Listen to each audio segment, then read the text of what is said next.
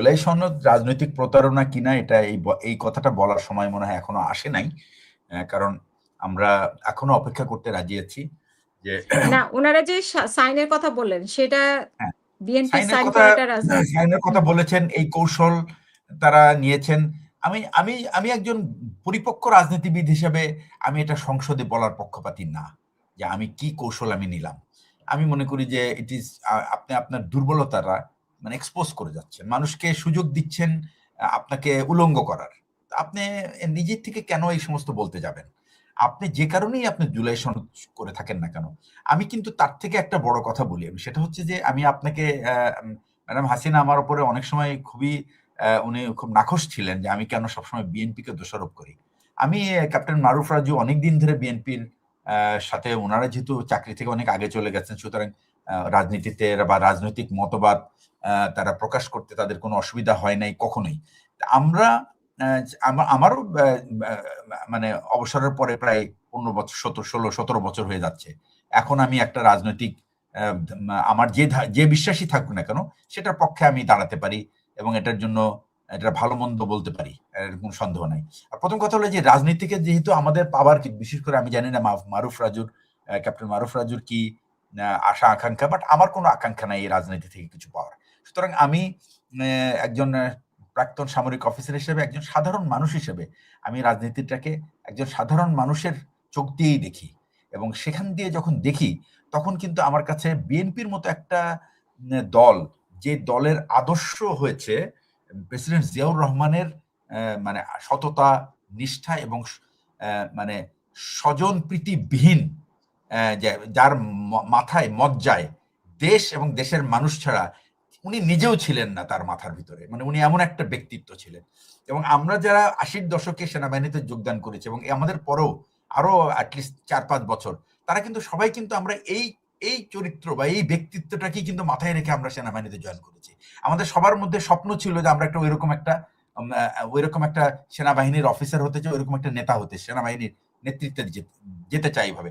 আমি বলবো যে সর্বোচ্চ নেতৃত্বে না, বা সেনাবাহিনীর নেতৃত্ব দিতে হলে এরকম একজন নেতা হওয়া প্রয়োজন দেশের জন্য।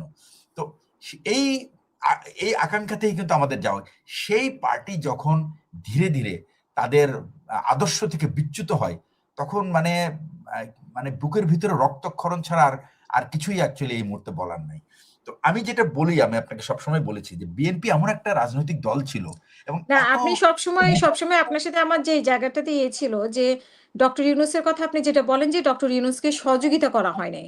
কিন্তু এখানেই আমার আপত্তির জায়গাটা ছিল যে ডক্টর ইউনূস তো যথেষ্ট পরিমাণে সহযোগিতা পেয়েছিল কিন্তু সেটাকে উনি কাজে লাগাতে পারেন নাই। মানে এইখানে আপনার সাথে আমার মতপার্থক্যটা ছিল। এটা মানে আসলে বিএনপি এটা বা আসলে এটা হ্যাঁ, এটা দেখেন, আপনার একটা মতামত আছে, আমারও একটা মতামত আছে। সুতরাং I respect your view and so as you should respect my view. তো আমরা ডক্টর ইউনুসকে যদি আমরা সামনে পেতাম এবং জিজ্ঞেস করতাম যে আপনি কার কাছ থেকে কি সহযোগিতা পেয়েছেন, তাহলে কিন্তু আমাদের দুজনের প্রবলেমটা সলভ হয়ে যেত।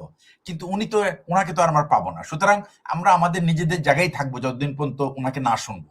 এখন যে পয়েন্টে আসি হুম, আমি, সেটা হচ্ছে আমি যদি বিএনপির যদি নেগোসিয়েটর হতাম বা বিএনপির নেতৃত্বে থাকতাম বা এরকম একটা জায়গায় থাকতাম যেখানে তারেক রহমান এখানে অনুপস্থিত, বিদেশে ছিলেন তখন, উনি আসতে পারেন নাই বা আসেন নাই ফর সাম রিজন, আমি যদি উনার জায়গায় হইতাম, আমি উনাকে বলতাম যে তারেক রহমান সাহেবকে যদি বিএনপিকে একটা, মানে আমি বলবো কি, তারেক রহমান যদি এই দেশের জন্য এক অসংবিধিত কি বলে আপনার মানে আনকন্টেস্টেড লিডার হিসেবে আগামী মানে বহু প্রজন্ম যদি তার মানুষের মনে ধরে রাখতে হতো, তাহলে আমি ওনার জন্য কিছু প্রেসক্রিপশন দিতাম। যে প্রেসক্রিপশনটা হলে এমন হতো, সেই প্রেসক্রিপশন আজকে জুলাই সনদের প্রশ্নই আসতো না। আপনি জুলাই সদনের থেকেও আপনার আরো অনেক কিছু উপরে করার আছে, করার ছিল আসলে। এবং তারেক রহমান সাহেব এমন একটা পরিস্থিতিতে উনি দেশে আসছেন, উনাকে অ্যাকচুয়ালি চ্যালেঞ্জ করার মতো কেউ নাই। উনার নেতৃত্ব এবং ওনার অথরিটি বা ওনার কর্তৃত্ব চ্যালেঞ্জ করার মতো কেউ নাই। কিন্তু এই সুযোগটা উনি কেন পায়ে ঠেলে দিচ্ছে, এটাই আমার কাছে খুব অবাক লাগছে। এবং এখানেই আমার আপত্তি বিএনপির। বিএনপি এমন একটা দল, এই দল একটা বিরাট বট গাছের মতো। সমস্ত সমস্ত ছোট ছোট দলের যে এক্সপেকটেশন, যাদের যে আশা আকাঙ্ক্ষা, সেগুলো কিন্তু সব ধারণ করার ক্ষমতা কিন্তু বিএনপির আছে। বিএনপি কিন্তু এত দেউলিয়া হওয়ার কথা না যে তারা প্রত্যেকটা সংশোধনীতে তাদের একটা নোট অফ ডিসেন্ট দিতে হবে। নোট অফ ডিসেন্ট দিলে অন্য ছোট ছোট দল দিবে। বিএনপির মতো দলকে কেন নোট অফ ডিসেন্ট দিতে হবে? তার কিসের অভাব? তার একটা বিরাট দল, তার এত জনপ্রিয়তা, তারা এতদিন কষ্ট করেছে, মানুষের মনে তাদের জন্য একটা বিরাট একটা দুর্বল জায়গা তৈরি আমার হয়েছে। মনে হয় নোট অফ সেখানে ডিসেন্ট তো কেন সবাই এই দিতেই পারে, এটা তো অধিকার না আছে না একটা আমি তো দলের। আপত্তি করছি না। আমার পয়েন্ট হচ্ছে, দেখেন আমি আপনাকে বলি, আপনি যখন এত বড় একটা ছায়ার জায়গা, এত বড় একটা জায়গা, এত বড় আপনার স্থান, এত বড় আপনার কলিজা, আপনাকে কেন এই সমস্ত ছোটখাটো বিষয় আপনিই তো আইডিয়া দিবেন। আপনি বরং তাদেরকে, ব্যাপারটা এমন দাঁড়িয়েছে যে যারা আপনাদের সঙ্গে নেগোশিয়েট করছেন তাদের কাছে মনে হচ্ছে তারা বেশি নলেজেবল। ওয়ারেজ আমি তো মনে করি যে বিএনপিতে অনেক ম্যাচিউরড লিডার ছিল, যাদের এই ম্যাচিউরিটিটা তারা শো করে নাই ওখানে। এটাই তো মানুষের, এটাই তো আমাদের আশা ছিল। আমাদের কষ্টটা কোথায়? আমাদের কষ্টটা তো ওইখানে। আমরা তো কখনোই চাই না যে খালেদা জিয়ার দল বা তারেক রহমান, প্রেসিডেন্ট জিয়াউর রহমানের দল পরাজিত হবে আগামীতে। ব্যাপারটা দাঁড়িয়েছিল এরকম, 5ই আগস্টের পর থেকে তারা নেগোসিয়েশন এমনভাবে নিজেদেরকে উপস্থাপন করছিল, আমার শঙ্কা হচ্ছিল যে এই দলটা না ইলেকশনে হেরে যায়।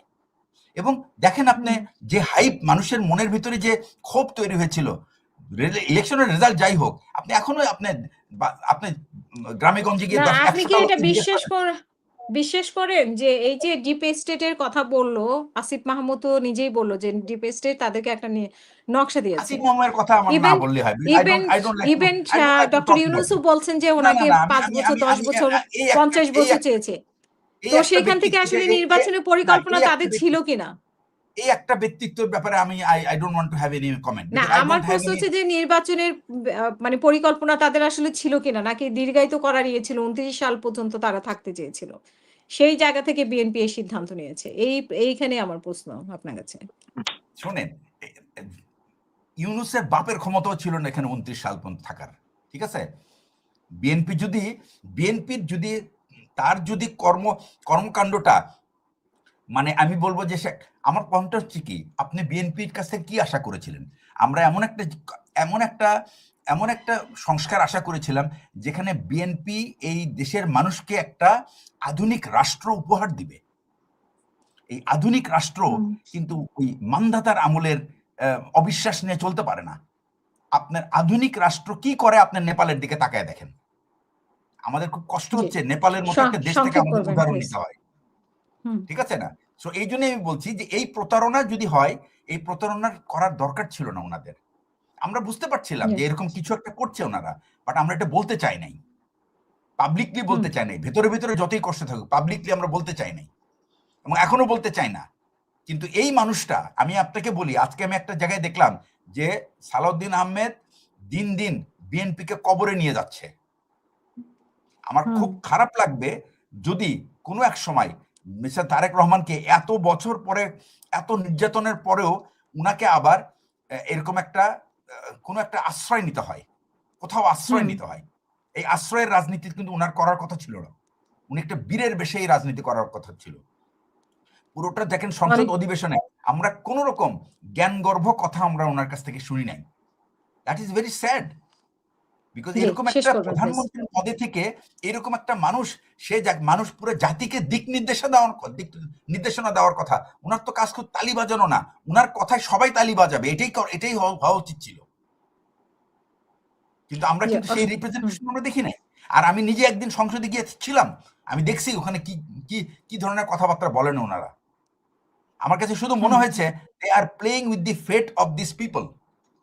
প্রত্যেকটা মানে সম্পূর্ণ অ্যাবসলিউটলি ইউজলেস কথাবার্তা। অথচ it is a serious business.